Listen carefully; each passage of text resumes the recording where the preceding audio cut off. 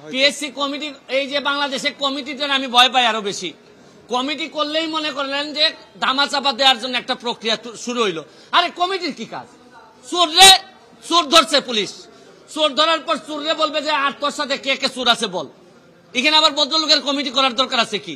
PSC হোক, TSC হোক, যত এসসি হোক না কেন, চোর যারা যারা বলবে এই জায়গায় পুলিশ যাবে। এখানে মধ্যে এই তদন্ত কমিটি করা মানে একটু আস্তে, এর মানে হজম করার জন্য একটু টাইম নেওয়া। এগুলো আমার অভিজ্ঞতা থেকে বললাম।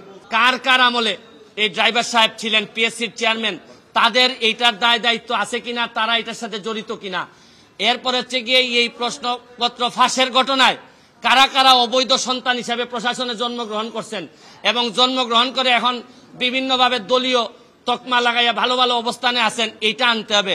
শুনেন, কোটার জন্য আন্দোলন করে ছাত্ররা, সারা বাংলাদেশের মানুষ কোটার জন্য আন্দোলন করতেছে, কিন্তু এরা কি জানে যে সবচেয়ে বড় কোটা তো হচ্ছে গিয়ে চোর কোটা, এই প্রশ্নপত্র ফাঁসের কোটা। এরা ধরেন অন্যান্য কোটা, মুক্তিযোদ্ধা কোটা, এগুলা নিয়ে আন্দোলন করতেছে, এগুলা নিয়ে আমি বলবো না, এটা আলাদা হিসাব। কিন্তু জানে না, এরা যদি জানতো যে সবচেয়ে বড় চোর দুর্নীতিবাজ কোটাটা হচ্ছে গিয়ে বাংলাদেশের বড় কোটা, এই কোটার বিরুদ্ধে আন্দোলন করলে সব জিনিস সুবিধা আমরা পাইতাম। কিন্তু এটা আমি পরে হয়তো আরেকদিন বলবো। তবে এখন আমার বক্তব্য হচ্ছে স্পষ্ট, এদের বিরুদ্ধে কারা কারা প্রশাসনে আছেন তাদেরকে বের করে তাদেরকে আইনের আওতায় নিয়ে আসা হবে, নাইলে এই দায় সারা জীবন বাংলাদেশের বয়ে বেড়াতে হবে। আমি একজন এমপি হিসাবে, একজন ব্যারিস্টার হিসাবে আমি মনে করি এটা জাতির সামনে নিয়ে আসা আমার দায়িত্ব।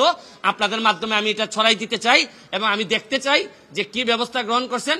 নাইলে আমি মাননীয় প্রধানমন্ত্রীর কাছে প্রয়োজনে যাব, মাননীয় চিফ জাস্টিসের কাছে যাব, কারণ এইভাবে একটা দেশ চলতে পারে না।